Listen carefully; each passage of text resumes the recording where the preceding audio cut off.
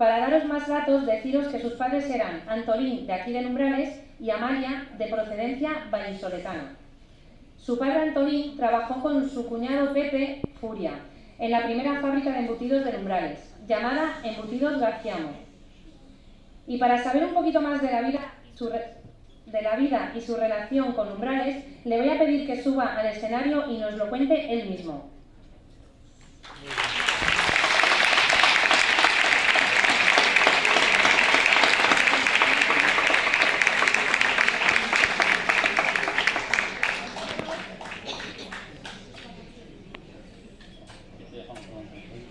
Muchas gracias, Luis, desde el Ayuntamiento de Umbrales, por querer colaborar con nosotros en este pregón. Gracias.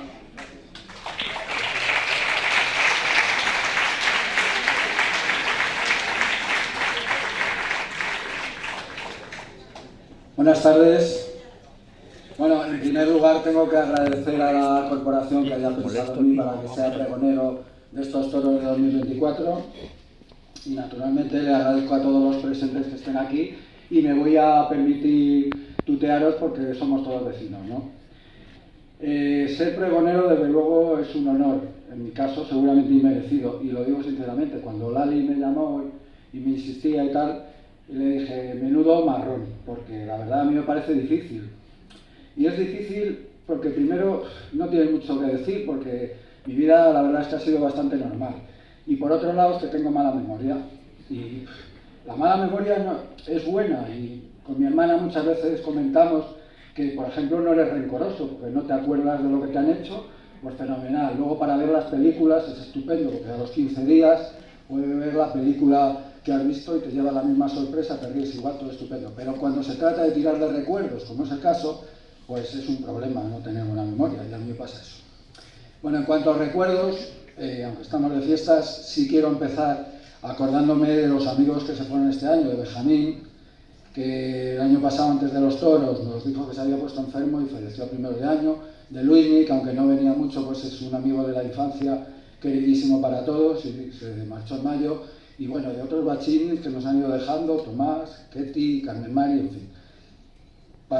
Dicho esto, empiezo recordando un poco mi vida. Pues yo he vivido cuando era pequeño en la casa que está encima de lo que ahora es el Carpe. Tenía por detrás una galería muy bonita y una terraza que estaba encima del arroyo ese que pasaba por debajo de la pastelera, que baja carretera abajo, que ahora está tapado, entonces no lo estaba. Y allí pues venían los niños del barrio y jugábamos al fútbol, le destrozábamos los tiestos a mi madre y pinchábamos los balones con los cactus, porque eran balones de Curti, los del reglamento no eran para nosotros, y bueno, hasta muy mayores tampoco, porque era don Félix el que los atesoraba y nadie tenía los balones del reglamento, ¿no? Allí también empezamos a jugar a los toros y hacíamos verdaderas corridas con el palo de la escoba de mi madre y el de la fregona, lo poníamos de burladeros, y allí se celebraban todos los tercios.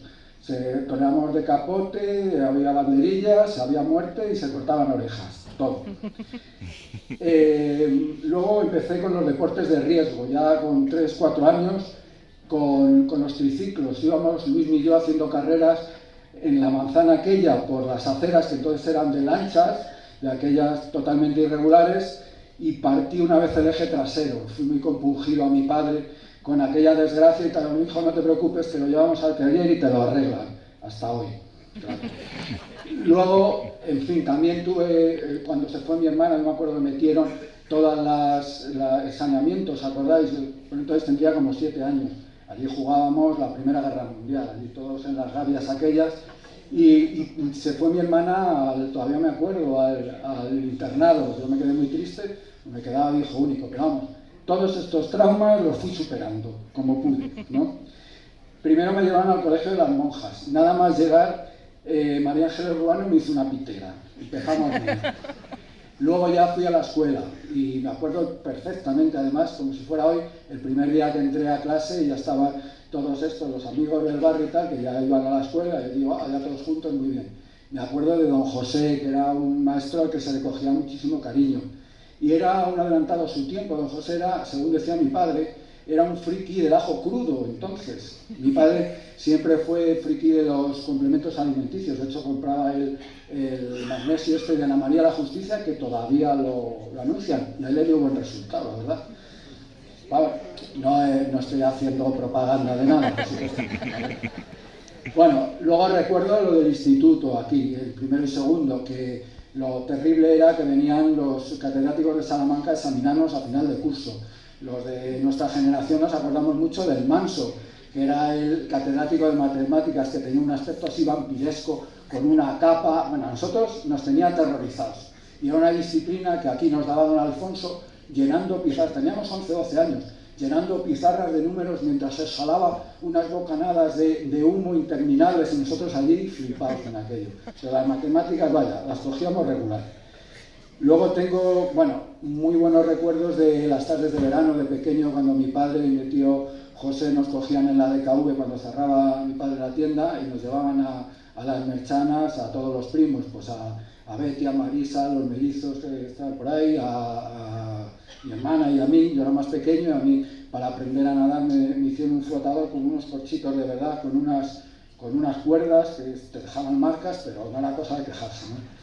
Y luego comíamos un bocadillo por allí en una peña y volvíamos al Prado Barreña andando ya de noche entre luciérnagas, que entonces os acordáis que había muchísimas en los calzades y ahora no se ve ninguna, ¿no?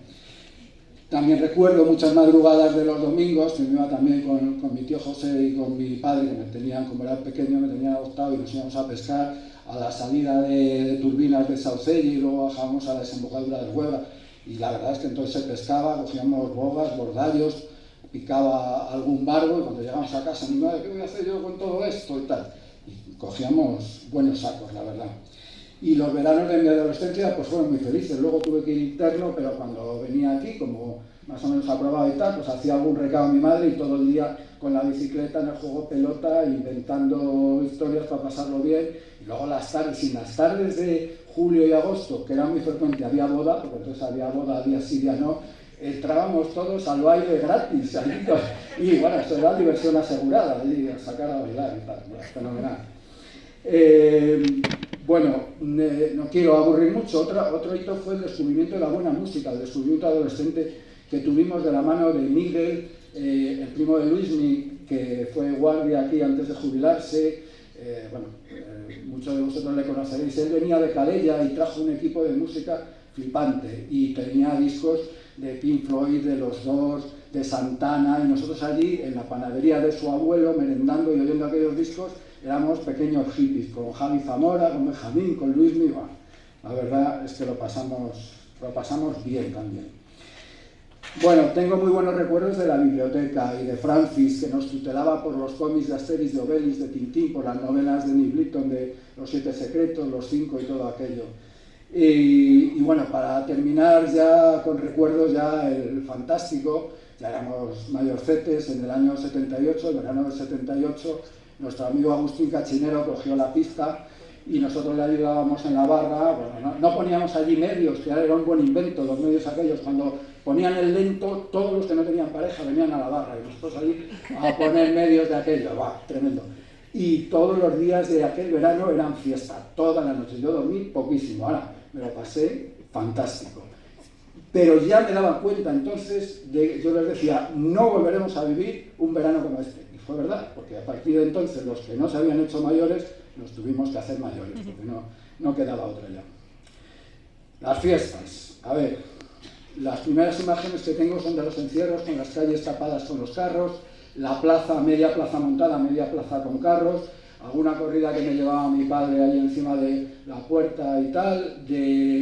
Recuerdo también de alguna cabalgata, siendo muy pequeño, que mi padre me llevó por allí, de ver a Manolo Rojo. Bueno, lo vi mucho, pero de verlo aquello, en el mitin aquel que se tiraba en un carro y no sé qué, tengo imágenes todavía de aquello. Bueno, llegamos a pintar de niño la estructura de la Plaza Nueva, que lo sepáis, y de gratis, por cierto. De gratis. Recuerdo que a mi hermana le tenía bastante envidia, porque mi hermana, claro, era mayor que yo. Cuando yo era pequeño, ella ya salía, se iba a la baile, no sé qué, y yo me quedaba en casa, me tenía que ir con mis padres por ahí de paseo, y en fin. era un poco más tedioso, ya tenía yo envidia con eso. Me acuerdo de los bailes de la plaza, cuando éramos preadolescentes, con los chores, el casaxó, el bimbón y todo aquello, ¿no? Después ya llegaron las peñas, pues en fin, las peñas, primero alguno de manera incipiente y luego ya los bachini cogiendo barrera, éramos ya mayores.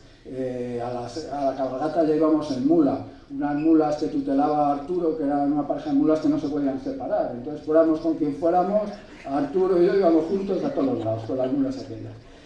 Bueno, en aquella época los toros yo supongo que eran más importantes todavía que ahora, porque vivíamos, hombre, aunque ya había cierta lasitud, pero vivíamos todavía en una España que era de una moral todavía un poco estricta, y entonces había algunas épocas en las que podía desmadrarse, pues en Navidad, en carnavales y en toros.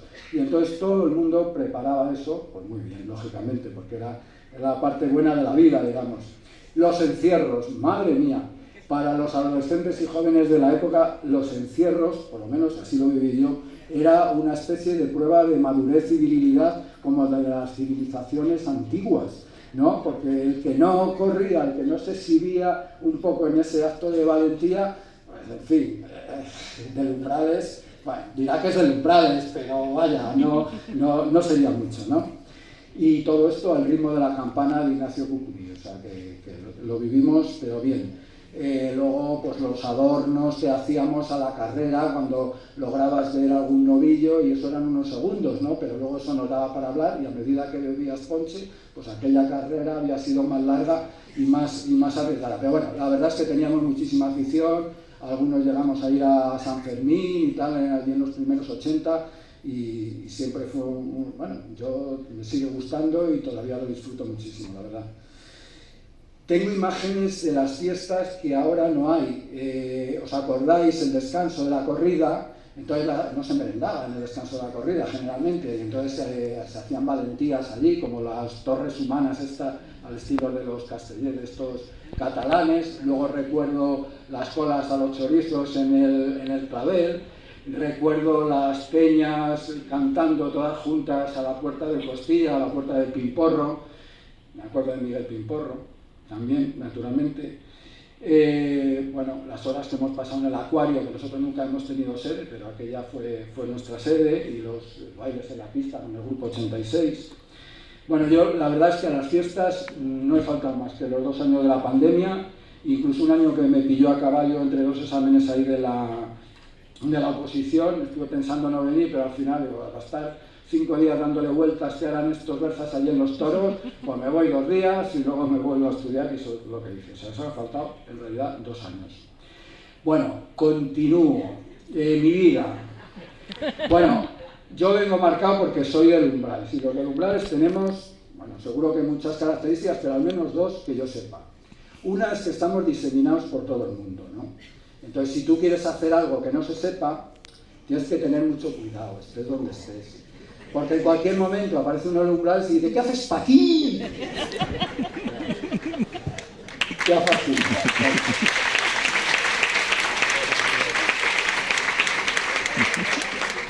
Y luego, por ser del Umbrales, tenemos un salvoconducto. Que no lo sepa, pues ya se lo digo yo. Y yo os cuento una anécdota donde yo he utilizado salvoconducto, que después precisamente de San Fermín, es que yo tenía un amigo navarro, que también vino a los toros, pero esa es otra historia, ¿no? Bueno, pues yo después me iba con él y nos íbamos con una tienda por allí por los Pirineos Navarros y tal. Entonces una noche fuimos a un pueblo, Tarros, un pueblo que está casi en la frontera con Francia, que eran fiestas. Fuimos allí y tal, y a las 2 y pico de la mañana volvemos con el coche a donde teníamos la tienda, unas carreteras estrechas, aquello oscuro y tal. Y vemos una lucecita allí y tal. Y era la época de plomo, cuando ETA mataba tanto y tal, y había controles. Y dices, yo creo que es un control, Bueno, pues llegamos allí, paramos, todo oscuro alrededor. Mete la metralleta, supongo que el guardia civil, por la ventanilla, documentación, nos temblaban las piernas. Le da el carné, mi amigo, se lo doy yo, y oigo una voz que dice, ¡ah, del Umbrales, tira! No me digáis. Pasaporte diplomático, así me sentía yo. Bueno, resumiendo, mi vida pues ha sido la de Luisito, el de la Amalia, que siempre fue un niño aplicado y que fue haciendo más o menos lo que les esperaba. Estudié económicas, influido por mi prima Betty, que era moderna, estudiaba económicas y quería cambiar el mundo por esa vía, y a mí me pareció que era un buen sistema. Luego, pues la vida te va llevando, al final los dos, curiosamente, nos dedicamos a lo de los impuestos, cosa muchísimo más prosaica.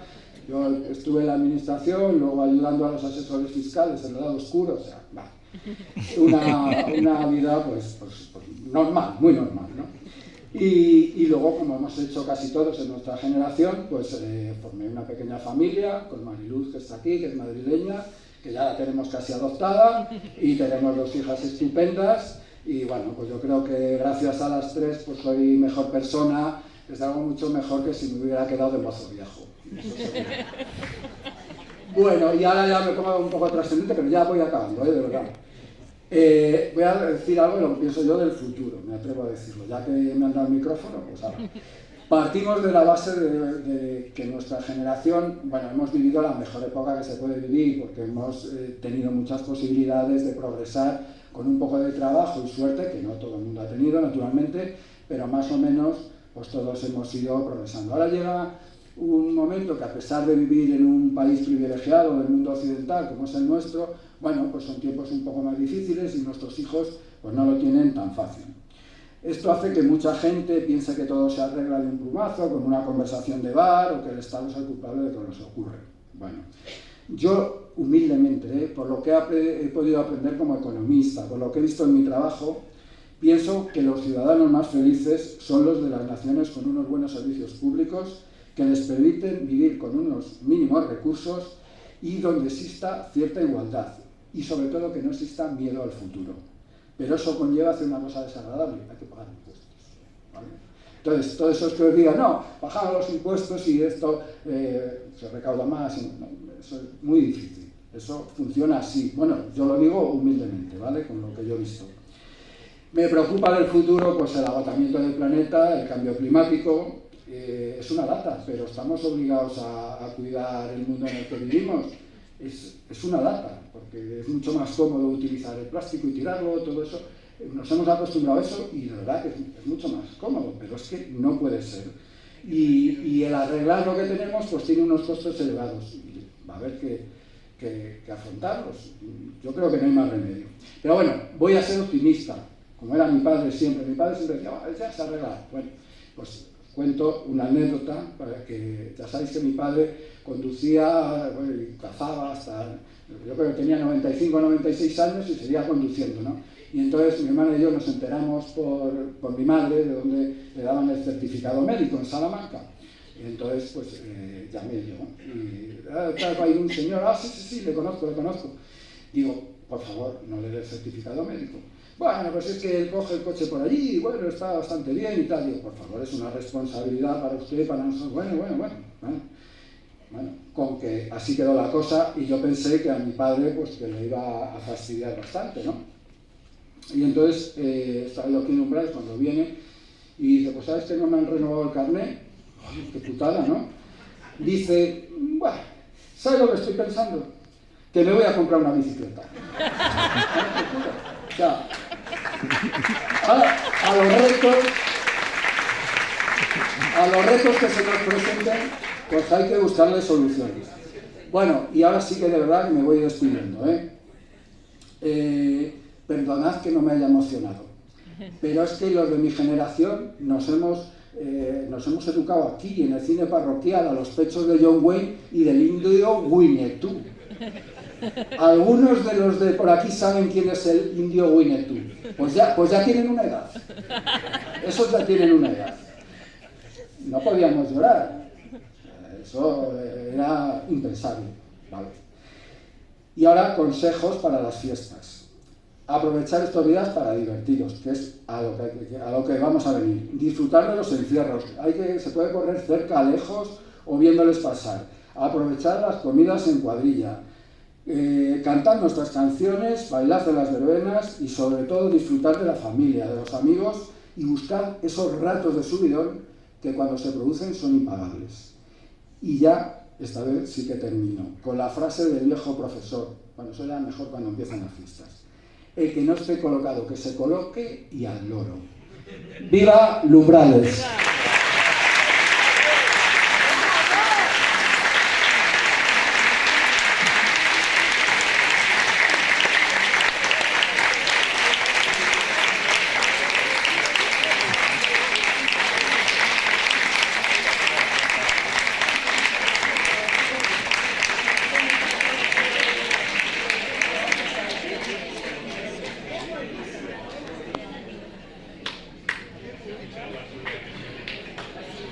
Vamos a dar un pequeño obsequio por el gran pregón que nos ha de...